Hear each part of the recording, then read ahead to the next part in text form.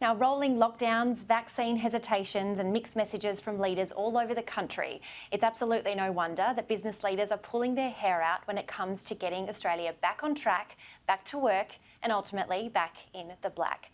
Jenny Lambert is the Chief Executive of the Australian Chamber of Commerce and Industry, who has been calling for clarity around government decisions, and she joins me now. Jenny, thanks for your time.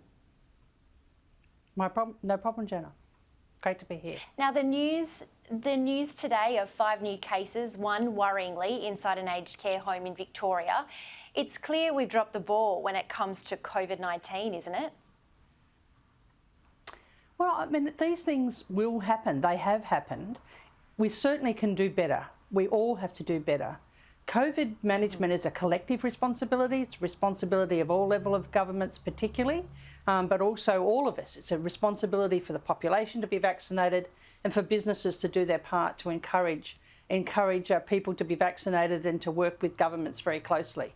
But it is worrying that all of this happens when we just don't have clear plans and clear certainty as to what we're expecting from our governments. Yeah. The one issue that I get the sense from most leaders, be they in business or politics, such as we touched on with Nicole Flint just there, is how on earth do we get people to take up the vaccine, specifically now the 70 and over cohort? Do you in the business community have any suggestions on how we get this show on the road? We've certainly put plans on the table with government to work with them closely on rolling out a good communication strategy. I mean, we're actually part of an international movement with the International Chamber of Commerce called Convince, where employers can play their part in encouraging more people to be vaccinated. So we certainly can do our bit, but we do have to be aware that we have to be aware of the liability issues for employers to step in the health area. We need to be very conscious and work very closely with governments and work within the boundaries they set. So it's not something that employers can just do on their own. We have to do it very strongly in hand with government. Speaking of hand in hand, the Victorian government have announced a new $250 million rescue package for businesses impacted by this new lockdown. You've probably had the day to digest it. Do you think it goes far enough? Well, I think it's only going to cover part of the cost. I mean, we know that the estimated cost of a 7-day lockdown will be in the billions, not 250 million.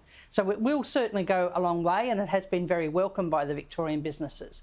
But we've got a long way to go to get more certainty as to when support should kick in, and indeed what response government should be making when it comes to these community cases when they do come out, escape from quarantine or whatever. So we need to have a much greater understanding of what governments are going to do. A 7-day lockdown is different than a 5-day lockdown, is different than a 3-day lockdown, and sometimes business doesn't know what's going to happen until everyone else knows. And by then, it's too late for businesses to plan for what the lockdown implications will be for them. Yeah. There were talks before this last outbreak in Victoria about something like a COVID passport, where if you were fully vaccinated, you would be exempt from things like lockdowns and things like that. I'm assuming that the CCI would welcome something like that? Well, we don't like the term passport because I think that has connotations of an international movement. But certainly through MyGov and through our vaccination records that we hold within the health system, we can actually provide a verification mechanism for people to show that they're vaccinated. And there's no doubt that a vaccinated traveller, whether they're travelling interstate or internationally, is providing greater certainty and safety for themselves and for other passengers and for people at their destination. So vaccinated travellers is an important part of the equation for any travel. And the more that we can encourage people to be vaccinated so they can do more things, so that we can all do more things, so we can start to open up Australia. It's so important for the population to be vaccinated as quickly as possible. Indeed. What do you make of Treasurer Josh Frydenberg staring down Victoria's calls for more Commonwealth subsidies for local businesses caught up this time, some now having to close their doors for the 4th time in Victoria? Look, to be honest, what we've seen in the last few days has been really disappointing on all sides. We've seen more blame shifting this time than I think any other time. I mean, when we started out battling COVID a year ago, the governments really started through National Cabinet working very closely together. But increasingly we've seen over the last 12 months the COVID responses becoming more political and a lot more blame shifting between governments. And that's disappointing because in the end, it is a collective responsibility. It's a responsibility for all of us, but particularly for both governments to be working closely together.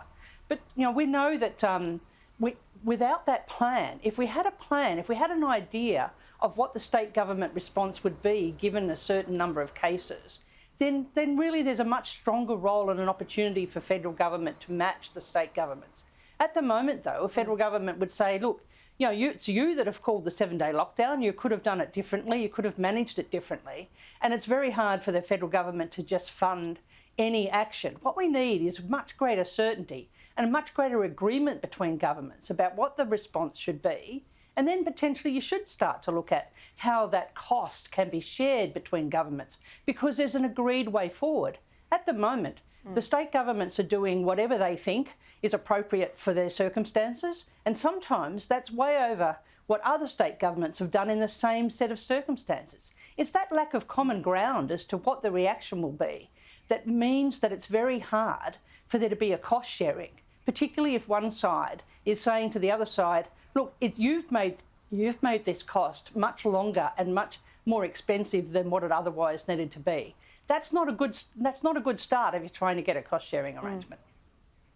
Do you think, and I'm aware that this may turn into a massive big talk fest, but we've got National Cabinet with all the leaders of the states and territory and the Prime Minister together. Do you think it's time for all of the state and territory treasurers to get together and have their own version of National Cabinet? Oh, definitely. I mean, they already do. I mean, so the first ministers get together, the first treasurers or the treasurers and the finance ministers get together. They all do, but the focus now needs to be very strongly on getting these plans. There needs to be a much more certain plan for what happens in terms of national restrictions, and there needs to be a much more certain plan, or even a plan, any plan for international reopening. At the moment, we don't have a plan on the table for international reopening, and that's a really serious shortcoming that First Ministers need to work very hard on.